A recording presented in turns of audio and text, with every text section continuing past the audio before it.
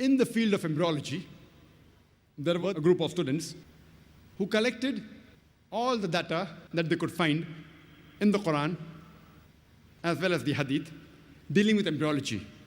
And they followed the verse of the Quran, Surah Nahl, chapter number 16, verse 43, and Surah Anbiya, chapter number 21, verse number 7, which says, فَاسْأَلُوا أَهْلِ الذِّكْرِ إِن كُنْتُمْ لَا تَعْلَمُونَ. If you don't know, if you're in doubt, ask the person who's knowledgeable. So these Arab students, they collected the verses of the Quran and the Hadith dealing with embryology and translated it into English and presented it to Professor Keith Moore. That was about 30 years back, in the late 70s. And Professor Keith Moore at that time was one of the highest authorities in the field of embryology. And he was the head of the Department of Anatomy in the University of Toronto in Canada. When he went through all the translation of verses of the Quran and the Hadith, he said that most of the verses of the Quran which speak about embryology are in perfect conformity with latest advances of embryology. But there are a couple of verses which I cannot say that they are right. Neither can I say they are wrong because I myself don't know about it. And two such verses were the first two verses of the Quran to be revealed, of Surah Iqra or Surah Alaq, chapter 96, verse number 1 and 2, which says, Iqra bismi rabbika allazi khalaq. Khalaqal insana min alaq. Read, recite, proclaim in the name of thy Lord who has created the human beings from something which clings a leech-like substance.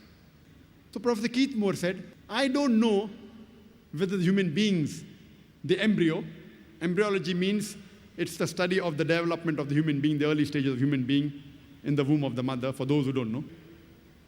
He said that I do not know whether initial stages of the embryo, that's the initial stages of human being, it looks like a leech or not.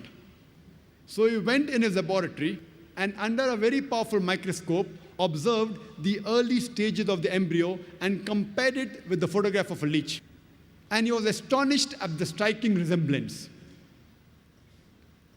And later, when 80 questions were asked to him regarding embryology in the Quran and the Hadith, he said that if you had asked me these questions 30 years ago, that means from today more than 60 years back, I would not be able to answer more than 50% because embryology is a new branch of medicine which has developed recently. And whatever additional information he got, he included in the new edition of his book, The Developing Human. The Developing Human is one of the books referred by most of the students throughout the world in the first year of MBBS, first year of medical college. And even I, when I was in the first year of the medical college, in Bombay, if we had to get just pass marks, we used to refer to the book written by Inderbir Singh. If you wanted to score in embryology, we had to refer to The Developing Human by Professor Keith Moore. So Professor Keith Moore, he incorporated this new information he got from the Quran and the Hadith into the third edition of his book, The Developing Human, which got the award for the best medical book written by a single author. And later on, this book was translated into several languages of the world. And Professor Keith Moore said that this information in the Quran cannot come from human source. The author of this Quran has to be Almighty God. And he said that he has no objection in agreeing that Prophet Muhammad, peace be upon him, was the messenger of this God.